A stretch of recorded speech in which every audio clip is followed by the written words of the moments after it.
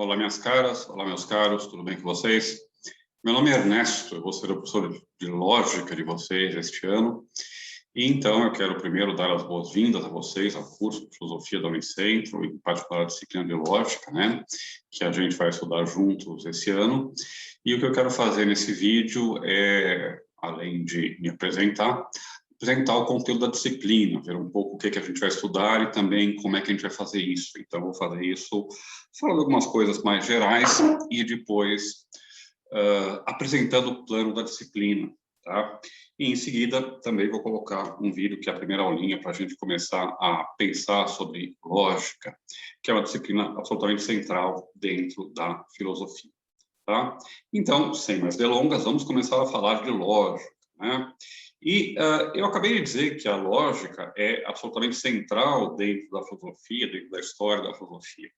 E vocês podem comprovar isso pelo fato de que lógica é um daqueles termos ou daquelas palavras, e lógico, né, o termo, enfim, o adjetivo, né, é um daqueles termos que a gente encontra não apenas na linguagem filosófica, dentro da academia, mas também na linguagem comum. A gente fala o tempo todo em isso não é lógico, em ser lógico, uma pessoa lógica. E a gente também usa uma série de palavras que vocês vão ver estão ligadas com a lógica, que tem a ver, são no mesmo campo semântico, no mesmo campo de significados, né, da palavra lógica, da palavra lógica. Por exemplo, a palavra grega, né, logos, de onde vem várias palavras ou várias ideias que a gente encontra nas nossas linguagens, português, no inglês, enfim, nos nossos conceitos que a gente utiliza hoje. Então, por exemplo, de logos vem, uma das traduções de logos é razão. E a lógica tem a ver com a razão, tem a ver com aquilo que é racional, né? Lógica pode ser definida, talvez, entre os vários modos possíveis pelos quais a gente pode definir a lógica, a gente pode definir a lógica como estudo da argumentação racional, ou simplesmente o estudo da racionalidade humana, se a gente quiser. Mas a gente vai ver que a razão é um pouco mais amplo, envolve coisas um pouco diferentes do que a mera lógica, tá?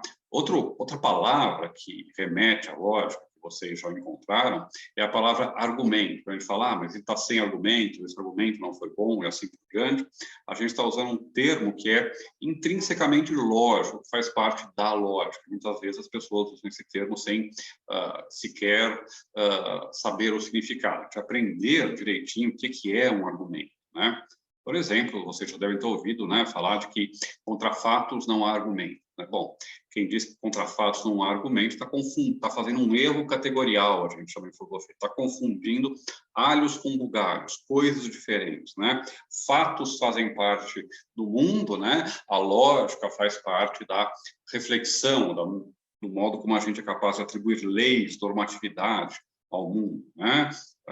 Fatos fazem parte do campo descritivo da realidade, quando a gente diz como a realidade é, e a lógica faz parte, então, desse campo que eu vou chamar de normativo. É outra palavra importante, talvez vocês não tenham ouvido, vão ouvir bastante agora, né?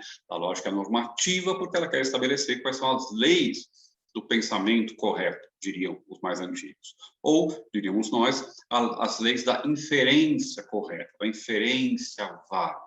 E aqui aparece outra palavra que a gente vai repetir o tempo todo, que é a palavra válido ou validade, que é um conceito central da lógica e que a gente vai aprender a usar. Os nossos objetivos nesse curso é justamente entender o conceito de validade, entender que é esse conceito central pelo qual a gente avalia os argumentos. Bons argumentos, vocês vão aprender, são argumentos que são válidos, e maus argumentos são argumentos que são, então, inválidos, tá?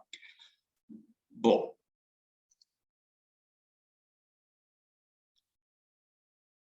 e uma coisa, né, que eu acho que é bom a gente já começar a pensar, é então qual é o papel, qual a função da lógica, né? Se a lógica ela trata da razão, e vocês estão fazendo filosofia, né? Eu aposto que vocês já encontraram a palavra razão, ou palavras relacionadas em outras disciplinas que vocês têm, né? Filosofia da religião, a introdução, a leitura de textos filosóficos, enfim, em filosofia antiga, né? Vocês vão estudar lá o Logos, né? Os pré-socráticos, o Platão, né?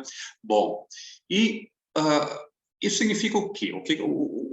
que isso pode nos dizer? Né? A primeira coisa importante é o seguinte: a lógica é tão onipresente, a lógica é um pressuposto tão primeiro da filosofia, que isso significa que muitas pessoas, por exemplo, Aristóteles, que vocês já conhecem, né, não vão sequer incluir a lógica dentro da filosofia. O Aristóteles, por exemplo, a gente vai aprender isso na nossa sessãozinha sobre a lógica aristotélica, ele chama a sua lógica, ele chama os conjunto de livros nos quais ele recolheu a sua obra lógica, seu pensamento lógico, de órgano. Tá? E o que significa órgão? Órgão significa instrumento, ferramenta, né? É aquilo que a gente usa para fazer alguma coisa, né? É algo que, digamos assim, facilita ou torna possível a gente realizar alguma tarefa. E qual é a tarefa? Qual é o produto que a lógica torna possível realizar, né? É justamente o conhecimento ou a ciência. O Aristóteles vai dizer o seguinte: olha, a lógica não faz parte da ciência, do conhecimento, da filosofia. Por quê?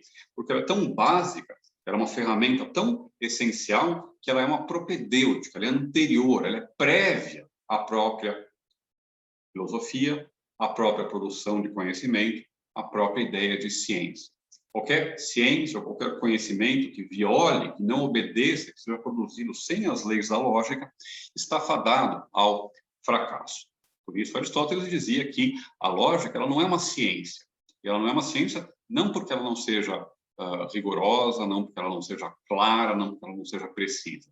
Mas ela não é uma ciência porque ela é anterior a todas as ciências. Ela é anterior a todo o conhecimento.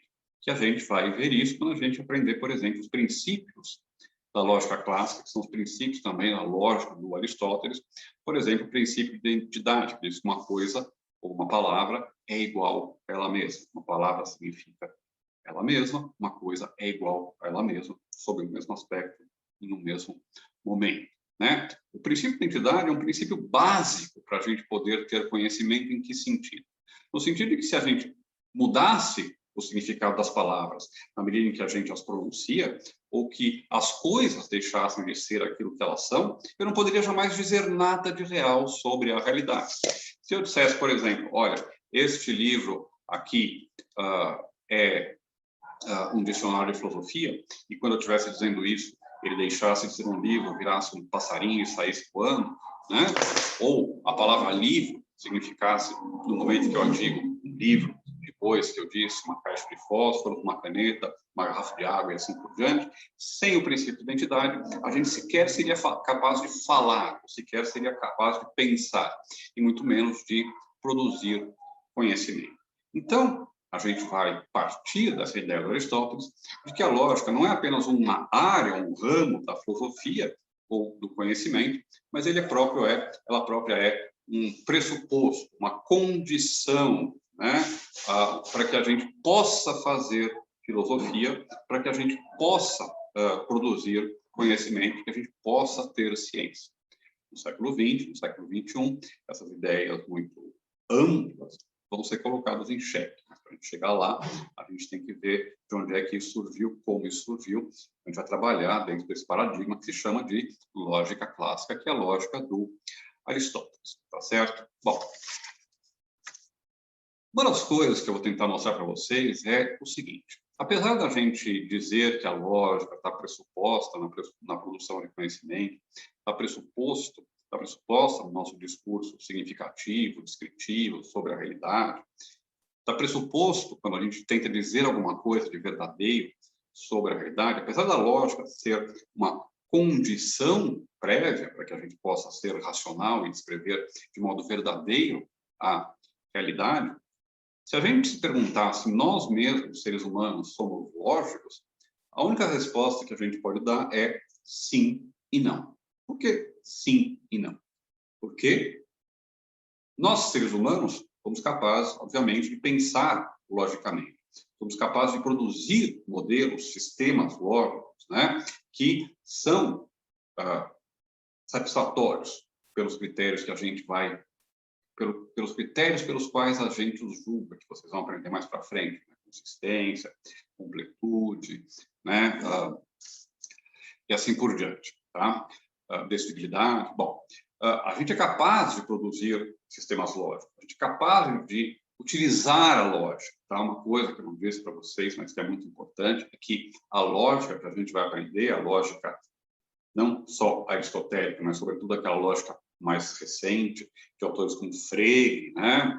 E assim por diante, ela está, como Boole, ela é onipresente, é ela que faz com que vocês possam estar vendo essa aula agora, porque é ela que está na programação de computadores, ela que faz com que a gente possa ter luz, né, nas nossas casas, porque a lógica permite programar circuitos eletrônicos, né, circuitos elétricos e assim por diante, né? Então a lógica ela é onipresente na nossa vida, né? Não, a gente não existiria como a gente existe hoje se a gente não utilizasse a lógica descoberta por Frege, proposta por Leibniz, né, desenvolvida por uma série de autores no século XX, concretamente, na prática, tanto que hoje a gente estuda a lógica não apenas em departamentos de filosofia, mas em departamentos de engenharia, de matemática, de ciência da computação e assim por diante. A gente aplica a lógica à realidade.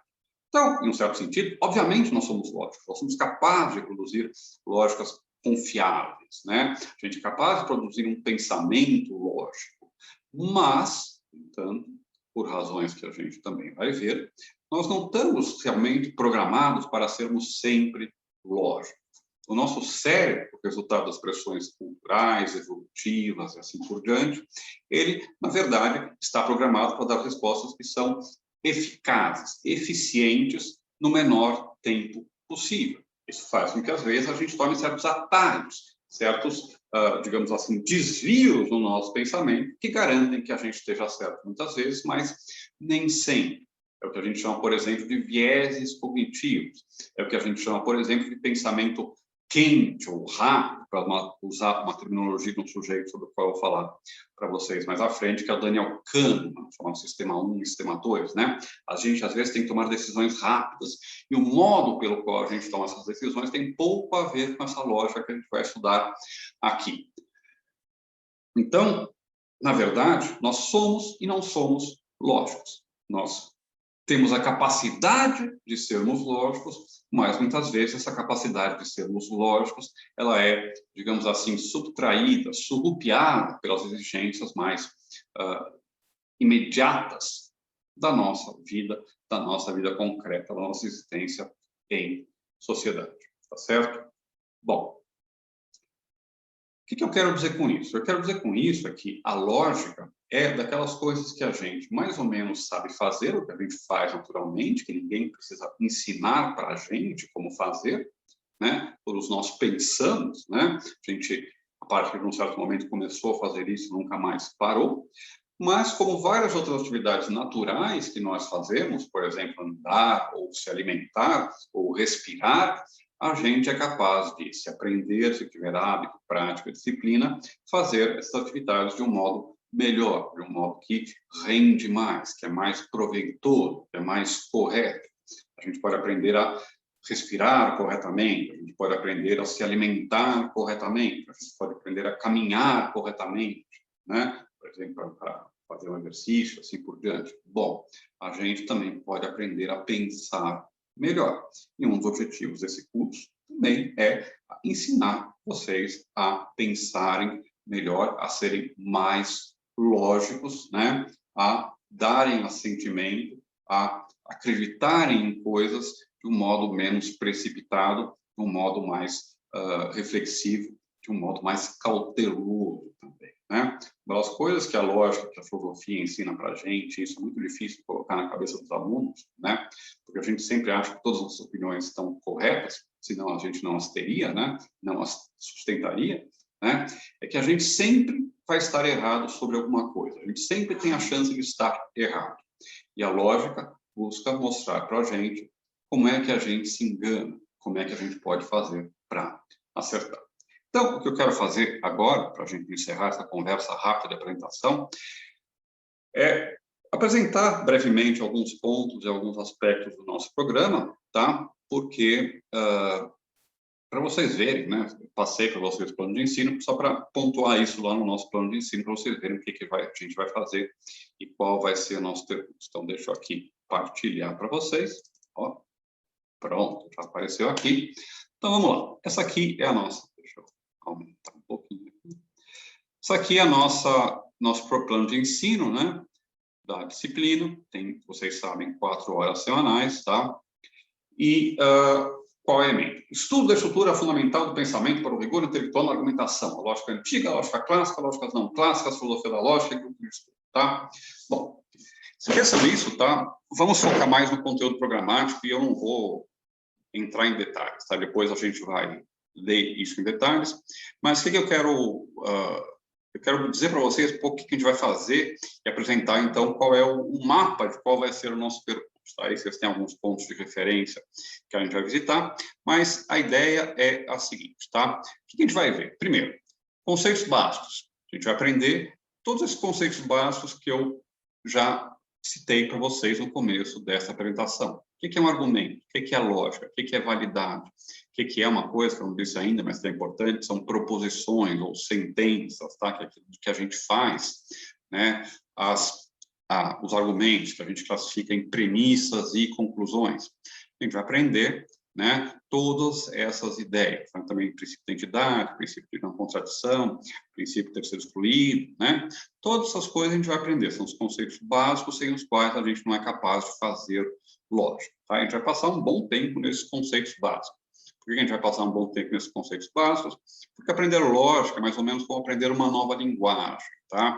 E se a gente não domina o básico, né, o essencial, os pronomes, o verbo ser, né, os verbos auxiliares mais comuns, e assim por diante, os tempos verbais, a gente não domina a estrutura básica da linguagem, a gente não é capaz de progredir, ou se progredir vai fazer isso de modo quebrado, vai falar para sempre a linguagem de modo errado. É a mesma coisa na lógica, a gente não dominar esses conceitos básicos e a gente quiser ir para frente, a gente sempre vai tropeçar e construir frases logicamente equivocadas, né? Proposições logicamente equivocadas. A gente tem que focar bastante nesses conceitos básicos. Argumento, validade, proposição, premissa, conclusão, inferência, lógica, contradição, tautologia, tá? Uma série de conceitos que a gente vai conhecer.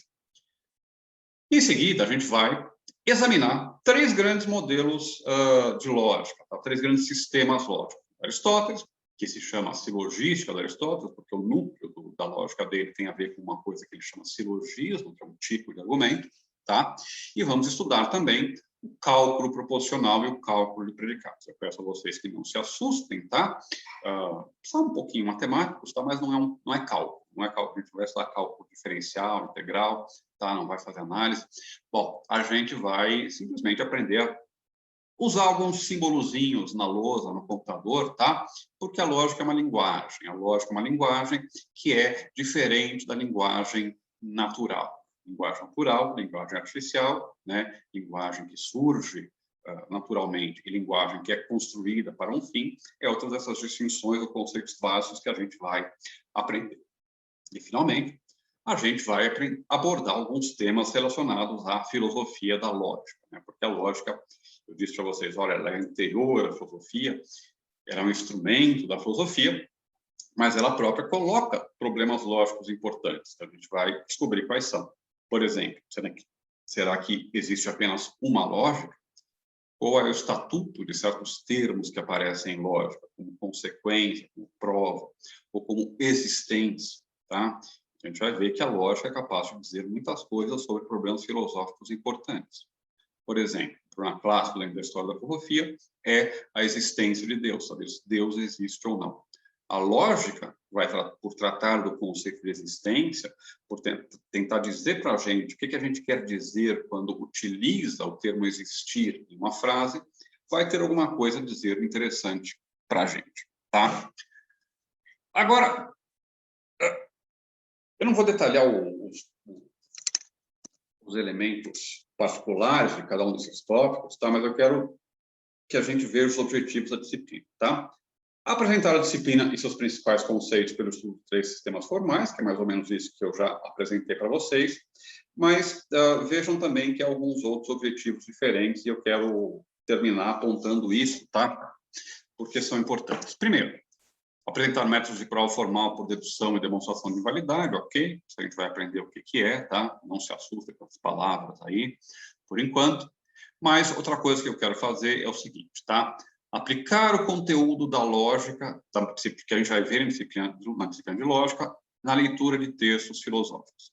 A primeira aula que eu vou colocar para vocês, logo na sequência dessa apresentação, é justamente por que a lógica interessa à filosofia. Por que a lógica é central para a filosofia? Ou por que não dá para fazer filosofia sem se interessar em algum momento pela lógica? Tá? E a resposta é que a filosofia é essencialmente uma atividade que é argumentativa.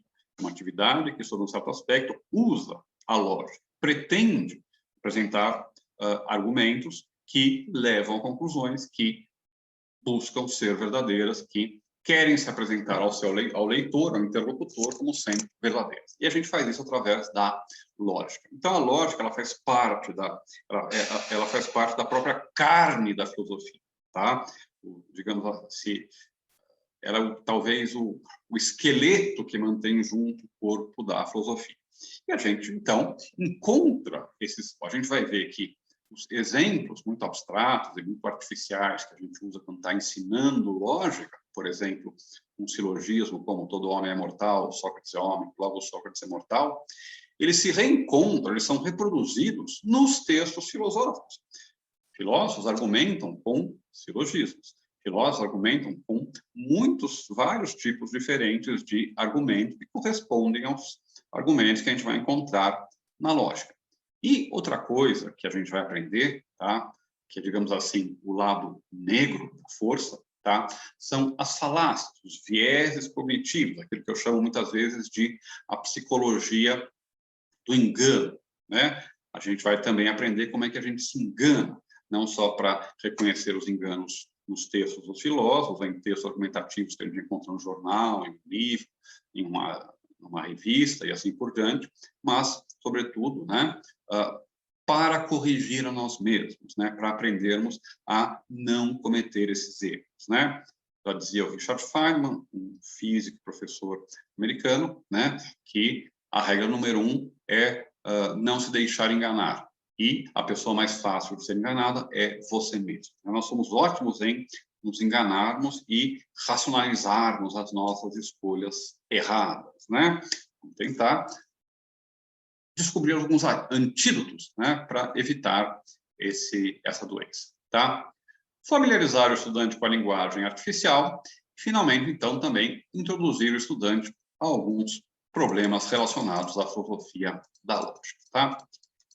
Eu não vou entrar aqui nos pontos, tá? Eu vou deixar essa passagem por cada um dos tópicos para a nossa aula presencial. E o que eu quero fazer, então, para a gente terminar essa aulinha, essa apresentação breve que eu estou fazendo aqui, tá? É dizer como é que a gente vai trabalhar. A gente vai começar trabalhando, tá? De modo remoto. Diferente do ano passado, que foi uma bagunça, né? Esse ano a gente vai começar trabalhando de modo remoto. Não sei como é que a gente vai permanecer até o final do ano. Espero que a gente possa retornar ao presencial em algum momento, porque a aula presencial é infinitamente superior, rende muito mais que as aulas virtuais, tá? Mas, apesar disso, vamos tentar transformar uma necessidade em uma virtude, fazer o melhor dessas aulas virtuais. Eu vou tentar, no começo, seguir a seguinte metodologia, a seguinte programação. Eu vou fazer uma semana, para a gente não se encontrar toda semana, falar no Zoom, no Meet e tal, fazer encontros presenciais a cada 2 semanas e aulas, né? Eu vou publicar aulas e passar material impresso e em vídeo, né? Audiovisual para vocês, tá? Então, por exemplo, primeira semana hoje, eu vou gravar essa aulinha, passar para vocês, postar para vocês, postar a aulinha de introdução, nossa aula inicial, e semana que vem, sexta-feira que vem, que hoje é dia 9, então vai ser dia 16, né? Eu deixo, a gente entra lá e conversa um pouco. Tá? Nossas aulas são de 4 horas, a gente não vai fazer sessões ao vivo de 4 horas, porque é impossível, ninguém aguenta, a gente se cansa muito mais na frente de um computador do que numa sala, né? Quando dá para você ficar andando na sala, a pessoa fica andando na sala, a gente conversa, a gente faz um intervalo, toma um café, uma coxinha, né? E assim por diante. Aqui, né? cansa muito, e cansa vocês. A vantagem é que vocês podem parar, né, as que estão as aulas gravadas, e continuar a ver em seguida, voltar atrás, né, acompanhar com o caderno e assim por diante. As reuniões presenciais, né, são mais cansativas, né? Então, a gente vai fazer a cada 2 semanas. Se a gente vê que funciona direitinho, podemos até aumentar. Se não, a gente repensa e, se ninguém aparecer, eu começo a cobrar a presença de vocês. Tá? Em princípio, eu sei que todo mundo tem dificuldades, né, com acesso, eu tenho 3 filhos em casa, então, para arranjar um momento que eu possa falar, né, estar online é terrível, né? Eu sei que todo mundo tem limitações, tal, vamos tentar fazer com que a gente possa, todo mundo se encontrar, né, ao vivo em um certo horário, mas a ideia é mais ou menos essa, né? Uma semana material audiovisual e textos lá via Moodle, na outra semana uma aulinha síncrona, como eles gostam de dizer, né, presencial, na qual eu vou falar, vocês abrem a câmera, chegam lá, fazem perguntas, né, vamos tentar fazer uma reuniãozinha, mesmo que seja virtual, tá? Eu não vou, nesse momento, por enquanto, cobrar presença, né? Eu quero que vocês sigam, eu quero que vocês tentem acompanhar o máximo possível, né? Se eu vejo que as pessoas não estão aparecendo, aí eu começo a pensar em algum jeito de registrar a presença de vocês, tá? Outra coisa, como é que vão ser as avaliações, tá? Avaliações vão ser com um trabalhinho no final do semestre, tá? E também com alguns exercícios que vocês vão ter que me entregar. Se a gente conseguir engatar direitinho o curso, eu conseguir ir mais a fundo na parte formal de fazer argumentos do que eu consegui o ano passado, que foi e não deu muito certo, tá? Na forma remota, vou tentar colocar os exercícios, as leituras de texto, tá? Sempre nas aulas online, nos encontros em que a gente está online ao mesmo tempo, né? E deixar a parte mais teórica, abstrata, que dá para, digamos, seguir sem tanto empenho naquele momento, na parte de vídeo, na parte dos textos, tá? Outra coisa que a gente vai fazer, mas isso mais para o final do ano, espero que até lá a gente já tenha se encontrado presencialmente, possa fazer isso presencialmente, é pegar algum texto filosófico e ler esse texto para mostrar como é que os argumentos aparecem. Né? Aquela ideia de ler os textos dos... Deixa eu tirar aqui, voltar aqui. Ler os textos dos filósofos, tá? Que texto? Não sei, a gente vai escolher um. Eu já trabalhei Hume, já trabalhei Descartes, já trabalhei os textos. A gente pega um texto curto, lê o texto em sala de aula para a gente aplicar aquilo que a gente aprendeu na disciplina. Isso fica mais para o segundo semestre, né? E a gente, então, vê como é que vai fazer. Além disso, tá? Como é que a gente vai se comunicar? Além dos nossos encontros presenciais remotos, né? Tem nossos encontros ao vivo, né? Vocês podem me mandar e-mail, né? Tem meu e-mail lá no Moodle, e vocês podem também me mandar mensagem pelo Moodle, eu tento responder, tá? Tentem mandar, tem um fórum de mensagem, tentem mandar publicamente, se for o caso, porque aí, se a pergunta, se vocês têm uma dúvida, é muito provável que o colega de vocês também tenha uma dúvida, e então, ao responder publicamente, eu vou estar sanando não a dúvida só de um, mas de potencialmente vários alunos, tá? Uma coisa que eu sempre faço nas nossas aulas presenciais é exigir que todos participem e tentar tirar os alunos mais tímidos ou letárgicos da sua timidez ou da sua letargia, tá? E exigir que vocês participem da aula. Como não dá para fazer isso online, tá? Eu vou confiar no bom senso, na maturidade de vocês, tá? Para tentar acompanhar e participar dos nossos encontros, tá? E seguir o plano que a gente vai desenvolver, certo? Bom, mas então, era mais ou menos isso que eu queria dizer, tá certo? Vamos ficar por aqui. Semana que vem, sexta-feira, vamos fazer, então, um encontro ao vivo, provavelmente lá pelas 7 horas, 7h15, né, horário da aula, sexta-feira. E, então, por hoje, a gente fica por aqui, ok? Eu sei que eu disse muita coisa, eu sei que várias coisas podem parecer meio assustadoras, porque eu estou usando um monte de palavras que vocês talvez não tenham ouvido, falando de um jeito talvez possa parecer difícil, tá? Mas eu tenho convicção que vocês vão olhar essas aulas aqui alguns meses, fala, não, isso aqui era bem simples, a gente já vai estar em outro patamar e vamos avançar até o final desse semestre. Então, para encerrar, repito as minhas boas-vindas ao curso e à universidade, e, sobretudo, à minha disciplina biológica no primeiro ano.